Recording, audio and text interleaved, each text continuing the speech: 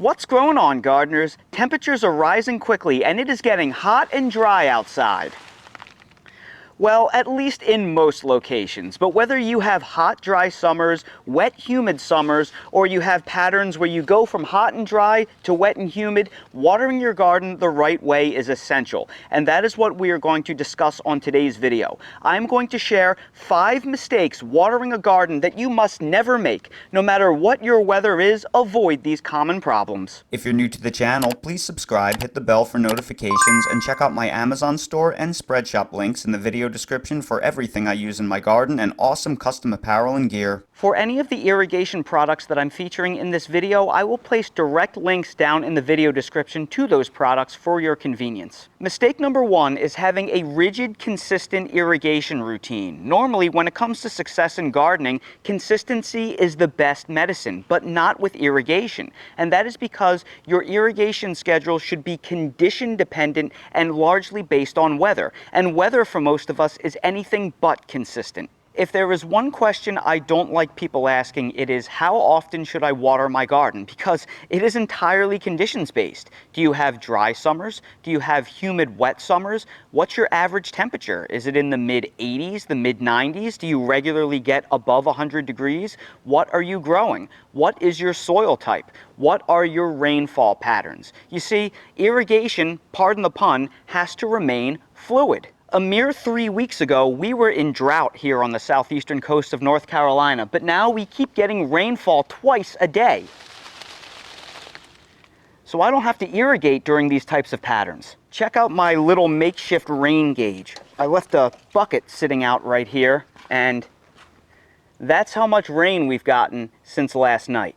It is worth mentioning that some climates out there may be so stable you can be fairly rigid with your irrigation patterns. For example, if you live in Southern California where the summers are purely Mediterranean and it literally doesn't rain the entire summer, well, you may be able to set up some type of irrigation timer and just set it and forget it on the same pattern every single day. But most of us are going to have to be mindful of the weather. We have intermittent scattered thunderstorms, we have warm fronts, we have cold fronts, and the evaporation rates fluctuate. So for most of us, we are just going to have to monitor the conditions and adjust our irrigation schedule accordingly. And this comes with experience and with practice. Always make sure to tailor your irrigation schedule to your unique climate and the weather conditions at the time. Mistake number 2 is not checking your soil moisture. Here is the fact about gardening. Gardening is a blend of science and art. It is never purely one or the other. And when it comes to irrigation,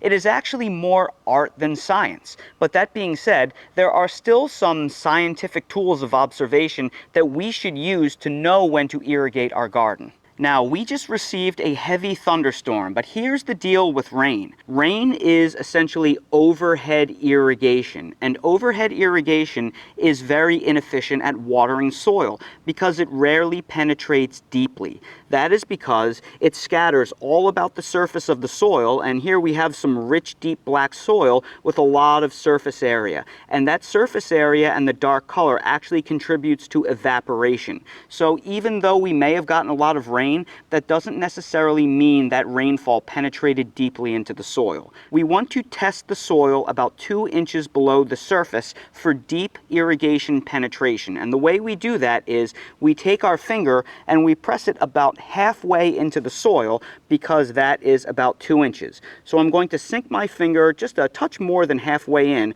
and I'm going to pull that soil back to that depth. And what do I find? Well, I find that that soil at that 2-inch deep depth level is very moist. So I know that I have deep penetration of irrigation from the rainfall. Just because you watered your garden yesterday or this morning doesn't mean that that water penetrated deeply into the soil. So you could think that you did a good job watering, but it is actually dry below the surface. So always dig down in a few locations to about 2 inches and see if that soil is moist. If that soil is moist, you don't have to irrigate. If the soil is dry, you probably want to turn on the irrigation. But what if you were growing a container garden? Well, if you were growing in something like this big 20-gallon fabric grow bag that you see right here, and there's an annual vegetable like this cucumber growing in it, you can just use the same soil test. Stick your finger into about 2 inches deep, and obviously this bag is plenty well irrigated. It is nice and wet down there. There is no need to add any more water to this system. But what if you're growing something like a fruit tree in a container? How do we know it needs to be watered? Well, this is a bit more challenging because with a large fruit tree like this, when you pull the mulch layer back, you will find that this is actually a root ball. So you can't just stick your finger in there because it's a root ball. The way you can tell if this system needs irrigation is you pull back all of the mulch and then you look for separation where the root ball meets the container. If the root ball is pulling away from the container, that means that there is significant evaporation and the root ball is shrinking and it probably needs some water. So because we just got all that rainfall, all of the peat moss or cocoa coir in this mix, it expanded back out and it is touching the side of that container again. There is no separation right there. So that is how we know there is no need to water that container. But there is another tell. Sometimes the top couple inches of your root ball can dry out and it can start to pull away from the sides of the container, but the bottom 2/3 can still be pretty wet. So we always want to check the drain holes for moisture. Here we can clearly see that drain hole is sopping wet right there from all the recent rainfall. So even if the top of the soil was starting to pull away from the side of the container, we know that we don't need to irrigate this container right there because of all that moisture content visible in that drain hole. Garden watering mistake number 3 is overhead watering. Overhead watering is inefficient at best, downright destructive at worst, particularly when the weather is warm. Let me explain why. The easiest way for most of us to water our garden is just to take a watering wand like this and start lazily overhead watering our plants. But there are a lot of downsides to this method. First and foremost, overhead watering is very inefficient. Remember when I discussed during the soil test where we stick our finger in the soil that rainfall does not penetrate deeply into the soil initially? That is because the top layer of the soil, as it dries out, it becomes hydrophobic, meaning it has problems absorbing the moisture. So you actually need the soil to be wet down and then let it fully absorb into the first inch or two into the soil layer before you can apply another overhead watering. And that is really the only way to get a deep watering from the overhead watering system method. You kind of have to water, walk away, let it absorb, and then come back and water all over again. So it takes a lot of time. Another problem with overhead watering is intense evaporation. When you spread the water all over a large soil mass like this, well, the sun is beating on all of that empty soil. So a lot of that water that you applied,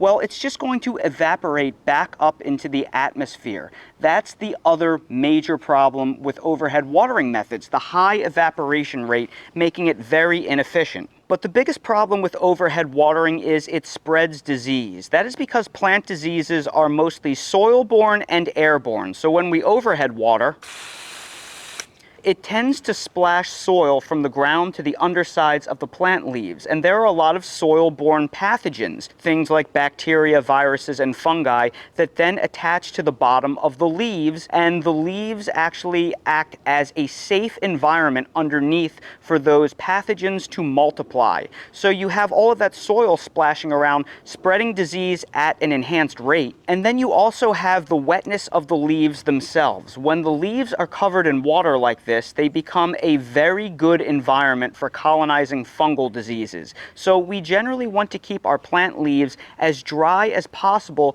in most conditions, especially when it is warm and humid out, because there are a lot of pathogenic bacteria, fungi, and viruses floating around in the air that will then attach to the plants, and wet leaves colonize diseases better than dry leaves. Most of the plants that we grow in our annual vegetable garden are extremely vulnerable to soil-borne and airborne fungal diseases. Things like our cucumbers, our squashes, our tomato plants. They actually hate getting wet and they hate having soil splash on the undersides of the leaves. That is the way they primarily colonize diseases. And now that we are in the middle of June and it is raining once or twice every single day and it is very hot and humid, you can already see fungal diseases forming on the leaves of my tomato plant. That is because of all of the rainfall and the humidity and the soil splashing that we are getting. Unfortunately, most of the plants we grow in our summer vegetable gardens just don't like getting wet, and when we grow them outdoors in an open garden,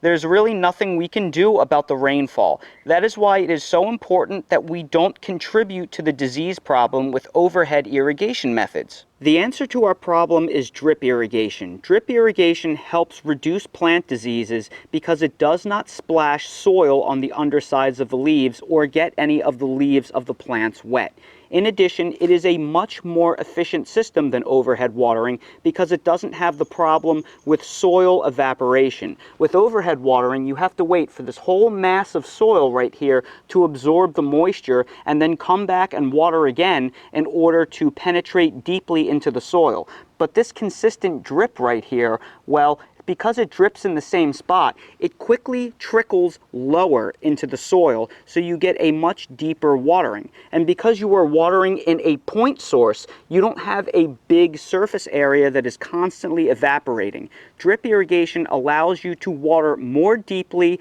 and water the plants better using only a fraction of the water of overhead watering methods, and you don't spread all of that disease. And if you are growing in a container garden, drip irrigation is much less likely to overwater and wash out all of your containers because this slow, consistent drip is more easily absorbed into the soil mass inside the containers. I know a lot of gardeners are intimidated to set up a drip irrigation system, thinking it is very complicated and expensive, but I'm actually here to tell you it is surprisingly easy. And the best part is, once you set it up, it's there forever. You only need to run that drip irrigation system to your container garden or your raised bed garden once, and then you don't have to spend any more time painstakingly manually watering your garden. You just come outside and you turn on the spigot and you are good to go. Over the years, I have created a comprehensive playlist full of videos that will show you every possible way to install drip irrigation. I will link to that playlist both above and down in the video description. I urge you to check it out. I promise you, it's a lot easier than you think. It's almost borderline a little fun. And if you are looking for a great place to buy drip irrigation parts, I highly recommend Drip Depot. They are basically going direct to a manufacturer. I will drop a link to my Drip Depot affiliate store down in the video description. Their parts are super great quality. They have every single part under the sun, and you will put together a much better and more affordable system sole sourcing all of your parts through a company like Drip Depot than you will going to various big box stores and online retailers and trying to piece together something inconsistent. That's really where all the problems come from, piecing together randomly a drip irrigation system. If you follow my tutorials and you buy through Drip Depot, I think you will be pleasantly surprised how affordable and easy the process is. Garden watering mistake number 4 is overwatering. This is especially a problem when gardening in containers or gardening in raised beds, because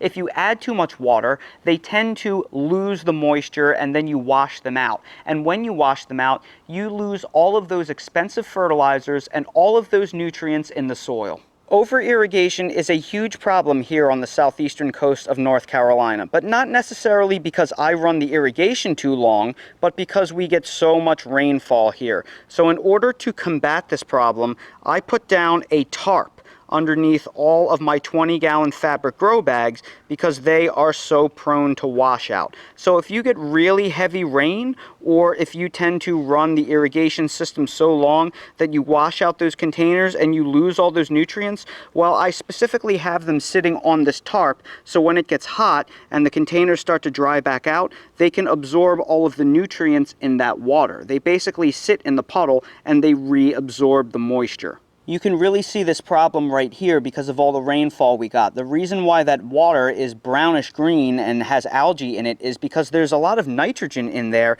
because of all the fertilizer I put in the containers. So rather than lose all of that fertilizer from washout, these containers are able to reabsorb it at a later date once things dry back out again. For my fruit trees and containers, in order to catch any excess water that washes out in the rain or due to over irrigation, I like putting these plant saucers underneath because that will catch any excess water that runs out of the drain holes if your irrigation or rainfall rate is too high, and I don't lose all of that expensive fertilizer that I put in these containers. Now, I haven't put them underneath my plants yet, but that's because the rainy season just started a week or two ago and I'm a little bit behind. But this is something I'm going to do in the oncoming days. So, in short, don't irrigate your container gardens to the point where the water starts running out of the drain holes. Don't irrigate your raised beds to the point where water starts running out from underneath of the raised beds, because all you are doing is flushing nutrients and expensive fertilizers out of your soil, and that is a no-no. If you deal with heavy rain in the summer, you can use things like an impermeable tarp or plant saucers in order to catch some of that water if it rains too hard.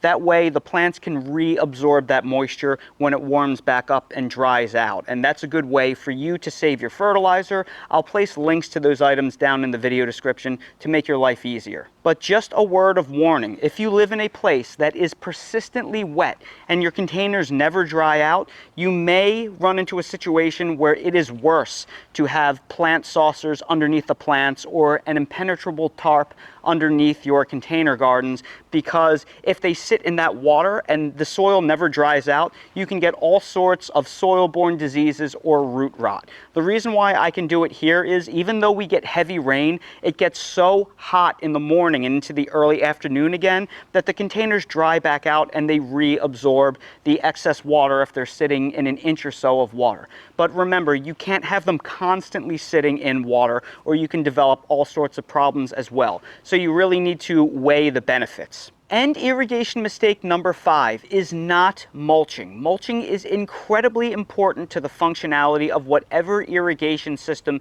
you choose to use. That is because mulching both reduces evaporation, so when the sun is really hot, it helps lock in that moisture in the soil layer and it helps prevent that evaporation that dries out your soil. It regulates soil moisture because it slows the rate of the evaporation. It keeps the soil moist longer so you don't have constant rapid fluctuations from wet to dry, wet to dry, wet to dry, which plants do not like. And it prevents soil splashing. When rainfall or irrigation falls on a mulch layer, there is less splashing from the bottom of the ground to the undersides of your leaves. So that helps reduce the spread of soil-borne illnesses. No matter how you slice it, you should be mulching your garden. It is of tremendous benefit. I generally recommend a 3-inch layer of mulch at all times, whether you're growing in an earth bed garden, a raised bed garden, or in a container garden. Having about 3 inches is about the perfect amount to get the benefits of mulching. Now, people often ask me, what is the best type of mulch to use? And the answer to that question is whatever you can source affordably that is all natural. So don't use something like dyed mulch, because that's generally ground up construction products like pallets, plywood, and pressure treated lumber that they then dye to make it look like natural wood, but it's not. Don't use stone mulch, because stone mulch doesn't break down or decay and add organic matter to the system. And the organic matter that decays with the mulch, well, that's one of the primary benefits of mulch, along with the moisture retention benefits. And 3, don't use rubber mulch, because that's usually old tires and waste products, and you don't want rubber leaching in your soil. Other than that, it doesn't really matter what you use. One of my favorite mulches to use is actually old wheat straw. So I buy bales of wheat straw and I let them sit out in the rain and the sun for about 3 months. You don't want to use it when it's fresh, because all those wheat seeds will germinate and you'll have wheatgrass growing everywhere. But when you let it sit out in the rain and the sun, the bales will sprout and then the wheatgrass will all die back and you'll start getting some mushrooms on the bales. Then that becomes the perfect stuff to put out in your garden. But if you don't want to invest the time to do that, you can use pine bark nuggets, shredded hardwood bark mulch, you can use pine straw, you can use weed-free, seed-free grass clippings for mowing your lawn. If you don't treat it with any pesticides or herbicides, you can get arborist wood chips if you call around to a local tree company. You can use pretty much any of the natural mulches at the big box store, like cypress mulch, redwood mulch, cedar mulch. As long as it is natural, it is fine to use. I planted this bed full of garlic back in November, and it is just about ready for harvest. And when I planted that garlic, I mulched the bed really well with old wheat straw, and I ran drip irrigation. And because I did that, I have not had to weed this bed once. You can see there's the drip irrigation line right there. Anytime I've needed to irrigate, I just turn on my spigot and everything gets watered, and it has been a completely seamless, weed-free system the entire year. And now we are at the point where I can probably harvest this. That's one of the other incredible benefits of mulching, season-long weed suppression, because not only does it suffocate any seeds that are in the soil already, but it prevents any weed seeds blowing around in the air from landing on top of the soil. So let's pull our first bulb of Music garlic for the year. Look at this beauty right here. I can't wait to put that out in my garage to dry. That is a big, beautiful, perfect bulb of garlic right there. And that right there are 5 garden watering mistakes you must never make, as well as some tried and true garden watering tips and tricks that have served me well over the years. So everybody, I sure hope you found this video helpful. If you did, please make sure to hit that like button, subscribe to the channel, and please ring that notification bell so you're notified when I release more videos like these. If you're curious about any of the irrigation products that I featured in this video, I placed direct links to all of them down in the video description for your convenience. For everything else I use in real life in my garden, they are all linked in my Amazon storefront down in the video description. So expand the video description, click on the Amazon storefront link, and you'll see everything I use in real life. And while you're down there, please consider checking out my spread shop for custom merch if you want to support my channel. Thank you all so much for watching, and I hope to see all of you again on the next video. If you have any questions about any of the concepts in this video, please ask them down in the comments section below. Well, Dale and I are walking around the pond, and guess who we see? We see a little alligator. Aw, look at that. That's a little baby. Look at that little sweet baby right there. Aw, that's so cute, buddy. Remember when you were little and cute like that? And now you guys have the same size noser? Dale, let everybody see how big your snoot is. Look at that big old Dale snoot. And then we look at the little baby gator snoot. Actually, that gator is not as small as I thought. That's a decent size. I bet he could eat a whole chicken. All right, Dale, let's get back to our walk, buddy. Sorry to disturb your progress.